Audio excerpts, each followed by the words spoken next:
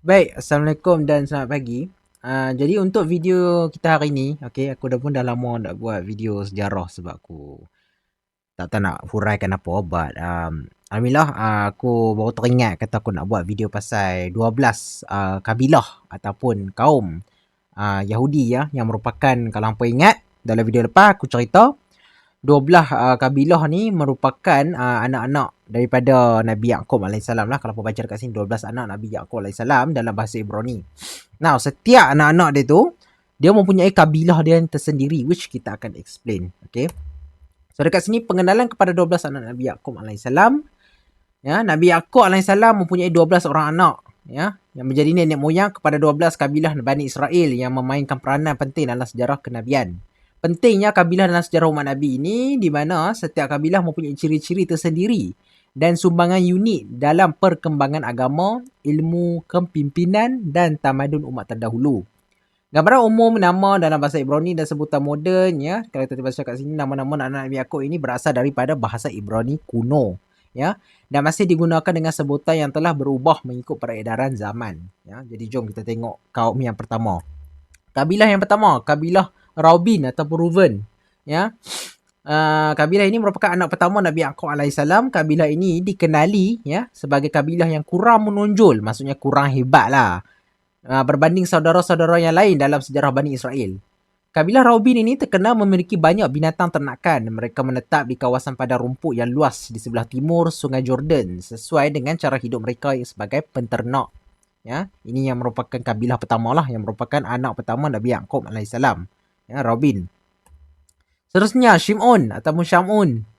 Shimon adalah anak kedua Nabi Yaqub alaihissalam. Beliau dikenali dengan sifat panas baran dan bengis. Kabilah Shimon terkenal dengan keberanian dan kekuatan mereka, namun juga dikenali dengan temperamen yang garang. Sorry, aku pun buat slide ni pun pakai AI. So kadang-kadang AI ni dia pakai ayat pelik sikit lah. Nama Shimon bermaksud mendengar dalam bahasa Ibrani, merujuk pada doa ibunya yang didengar oleh Allah Subhanahu Wa Taala. Ya. Kaum Lewi, okey, kaum Lewi ni antara yang special sikit lah dalam video ni. Kerana kalau kita tengok dekat sini, Lewi ni antara banyak melahirkan banyak nabi-nabi yang hebat lah. Ya.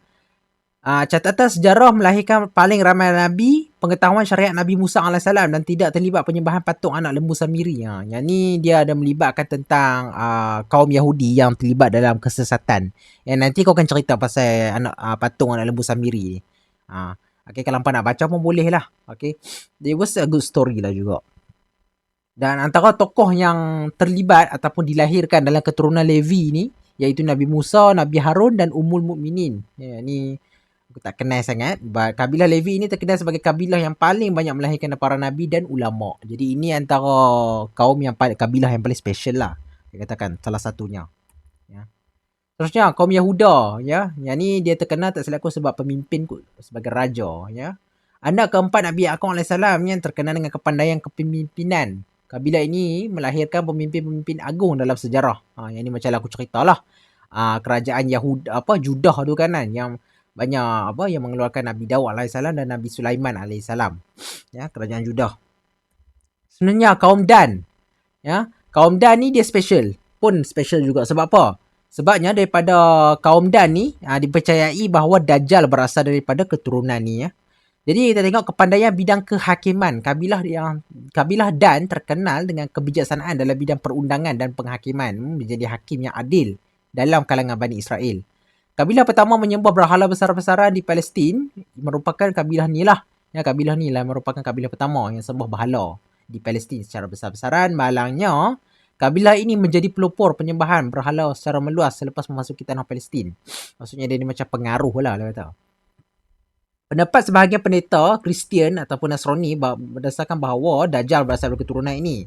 Terdapat pandangan dalam kalangan pendeta Kristian bahawa yang menyatakan Dajjal akan lahir daripada keturunan kabilah Dan. Ya. Kaum Naftali, anak ke-6 Nabi Yaqub alaihissalam. Kabilah ini terkenal dengan kepantasan berlari yang luar biasa di kalangan Bani Israel. Naftali menerima barakah istimewa kerana bergegas dengan pantas untuk menemui Nabi Yaqub alaihissalam. Kepantasan ini menjadi ciri khas keturunannya sepanjang sejarah. Kaum Gad terkenal dengan kekuatan fizikal yang luar biasa dan kemahiran dalam peperangan. Kebanyakan tentera Nabi Daud berasal daripada kabilah Gad. Kabilah ini dikenali sebagai pahlawan yang gagah, berani serta dalam pertempuran. Ya, ini pun nak banyak sebenarnya ni. Ini kaum Asher.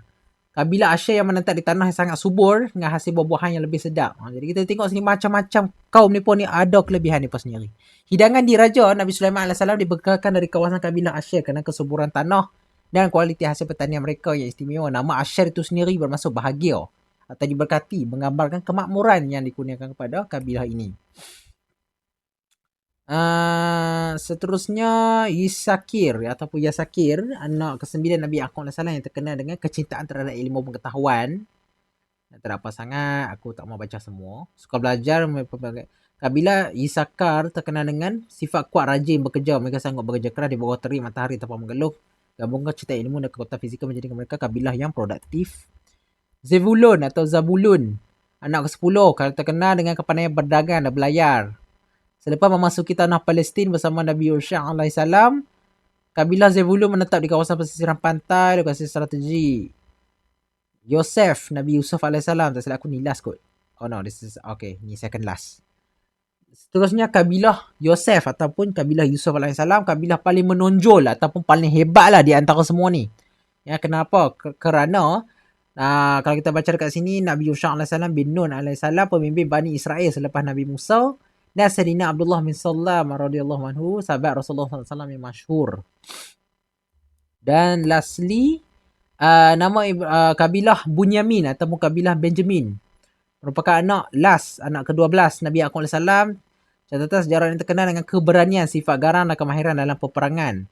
Kabilah Bunyamin ini terkenal dengan mahir memanah. Kebanyakan mereka adalah kidal.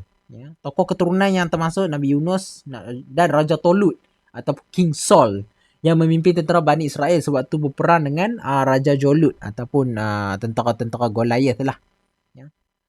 Jadi ini adalah source yang aku ambil. Okay, semua full aku ambil daripada ni. Jadi aku akan letak link dia punya. Aku kenal dia ni.